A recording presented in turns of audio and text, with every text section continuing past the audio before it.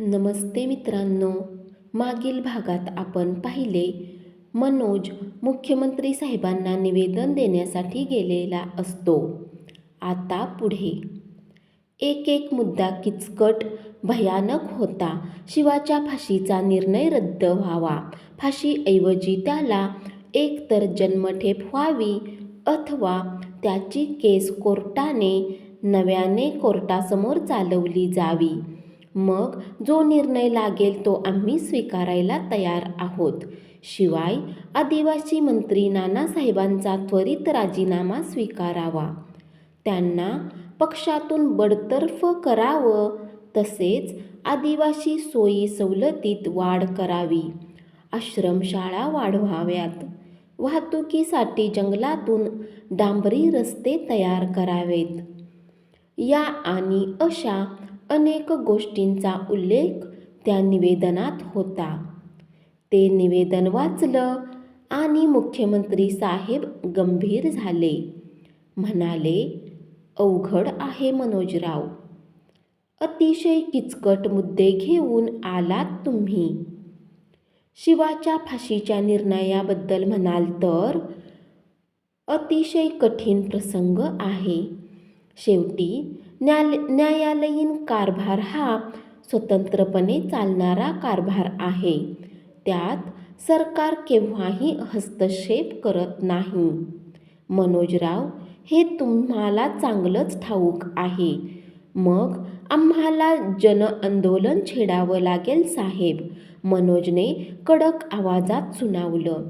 तसे मंत्री चमकले. मनोजच्या आक्रमक भूमिकेकडे ते पाहतच राहिले होते. मनोज मात्र करडी नजर रोखत मुख्यमंत्री साहेबांना म्हणाला, साहेब, पारतंत्र्यांची नाळ तुमच्या नशिबातून तुटली याचा अर्थ तुम्ही स्वैरपणे स्वातंत्र्य उपभोगायला रिकामा झालात असा होत नाही. मनोजने हे बोलावे. कालपर्यंत माझ्या मागे धावणारा मनोज आज मला शहाणपणा शिकवतोय. मुख्यमंत्री साहेब मनोजकडे पाहून गोड हसले. म्हणाले, रागावू नका मनोजराव, शांत व्हा आणि निवांत बसा थोडं. मनोज थोडासा शांत होऊन चेअरवर टेकला. मुख्यमंत्री साहेब पुढे म्हणाले, मनोजराव, तुम्ही जातिवंत पत्रकार आहात, तरीसुद्धा तुम्ही समाजसेवेचे व्रत स्वीकारले. ही आश्चर्याची गोष्ट आहे. परंतु सर्व गोष्टी इतक्या लवकर होणं शक्य नाही हो. इथली कायदेपद्धती, इथले रीतिरिवाज सर्व काही तुम्ही जाणताच आहात. आम्ही तुमच्यासाठीही काहीतरी करू मनोजराव.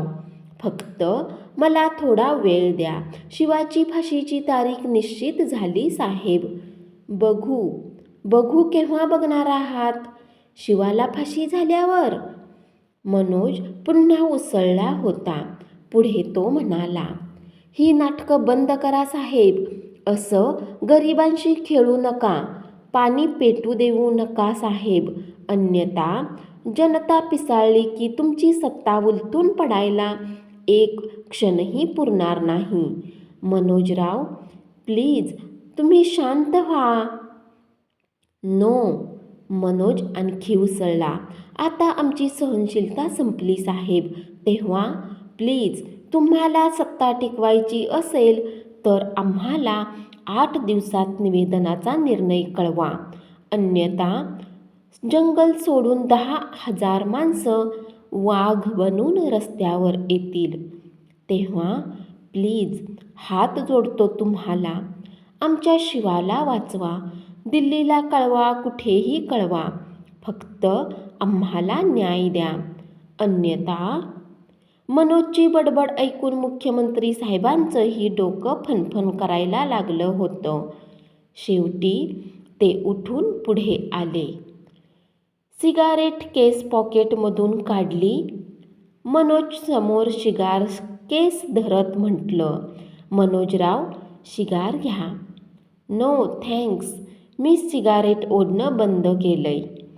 ठीक आहे, आम्ही ओढतो म्हणत मुख्यमंत्र्यांनी शिगार काढली आणि पेटवली.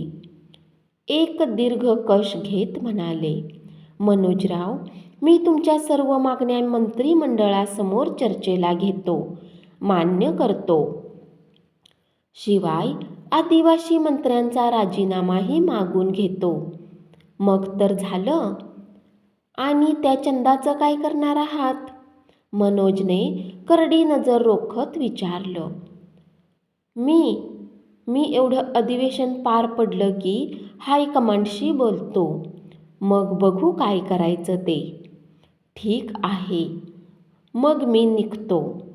रस्त्यावर आदिवासींना उतरवल्याशिवाय पर्याय नाही असं वाटायला लागलंय. म्हणून मनोज अस्वस्थ होत उठला. तसे मुख्यमंत्री साहेब त्याला थांबवत म्हणाले, थांबा मनोजराव.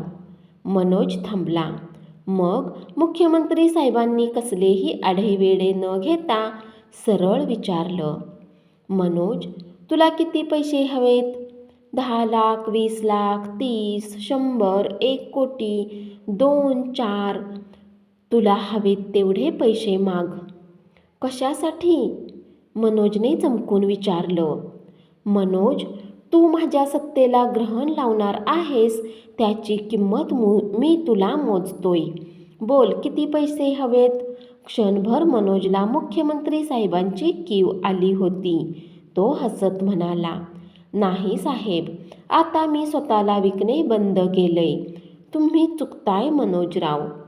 सिगार आईस ट्रेमध्ये खुडवत मुख्यमंत्री साहेब पुढे म्हणाले, इथला प्रत्येक माणूस विकला जातोय मनोजराव, एनी कॉस्ट. मनोजराव, तुम्ही एक काम करत का नाही? तुम्ही राजकारणात का येत नाही? तुमच्यावर आदिवासी लोकांचा एवढा प्रचंड विश्वास आहे, तुम्ही त्यांच्या मतावर अगदी सहज निवडून याल. खरंच आम्हाला तुमच्यासारख्या तळमळीच्या कार्यकर्त्यांची खूप गरज आहे. मनोजराव, म्हणून म्हणतो, मागे फिरा आणि राजकारणात पडा. तुम्ही मला माझ्या धोक्यापासून परावृत्त करू पाहताय साहेब? मनोजने नजर रोखत विचारलं. त्यावर मुख्यमंत्री गोड हसले. म्हणाले, वाटल्यास तसं म्हणा. मनोजराव, राजकारणात सहजासहजी प्रवेश मिळवण्याची हीच तर खरी गुरुकिल्ली आहे. समाजसेवा. नेतृत्वाचा गुण अंगी बाळगून थोडी समाजसेवा करा.